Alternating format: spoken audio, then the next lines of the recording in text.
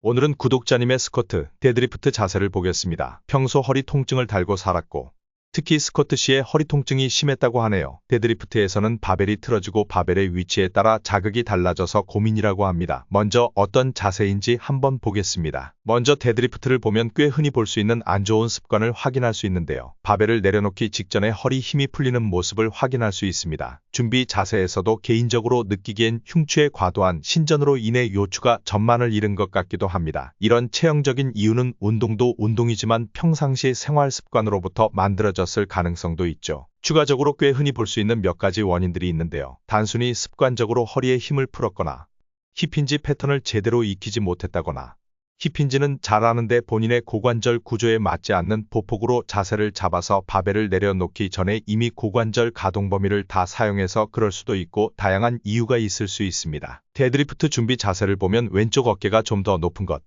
일어섰을 때도 왼쪽 어깨가 아래로 끌려가는 것을 확인할 수 있습니다. 흉추나 골반에서 회전이 걸려 있다는 것을 의심해 볼 수 있습니다. 그래서 내려갈 때 좌우가 틀어지게 되는 것이죠. 이 이유들이 스쿼트에도 그대로 적용되는데요. 스쿼트에서는 그나마 부족한 고관절 가동 범위를 발목에서 보상할 수 있기 때문에 스쿼트에서는 허리 통증이나 기립근이 피로가 일시적으로 줄어드는 듯한 느낌을 받을 수 있습니다. 그래서 메일에 보내주신 내용처럼 바와 정강이 사이에 거리를 두고 사두를 좀 더 개입시키는 자세를 잡으면 햄스트링의 타이트함은 없어지지만 통증은 줄어드는 것입니다. 물론 스쿼트나 데드 모두 횟수와 세트가 늘어날수록 피로가 누적되겠죠. 그러면 무엇을 가장 먼저 해야 할까요? 당연히 호흡과 힙힌지 패턴을 다시 익히는 것입니다. 호흡은 이미 여러 영상들에 올려뒀으니 참고해 주시면 되고 힙힌지 연습을 하기 이전에 현재의 보폭과 발끝 방향이 본인의 타고난 고관절 형태에 적합한지 확인할 필요가 있습니다. 본인의 고관절은 스모가 더 편한데 컨벤셔널을 하고 있으면 불리한 점이 생기겠죠. 누워서 허리가 바닥에 붙지 않는 상태로 무릎이 가장 많이 당겨져 오는 발너비를 찾아보세요. 그 자세로 데드리프트를 하면 됩니다. 만약 죽어도 스모 데드리프트는 수치스러워서 못하겠다 하시면 바벨을 미드풋보다 좀 더 앞에 두고 대퇴사두를 더 사용하게 해야 합니다. 미드풋에 위치시켰을 때보다 엉덩이는 낮아지고 하프 스쿼트와 비슷한 자세가 만들어집니다. 그 다음은 몸통의 회전을 막아줘야겠죠. 지난 영상에서 알려드린 크로스 바디 데드리프트 또는 수트케이스 데드리프트도 좋고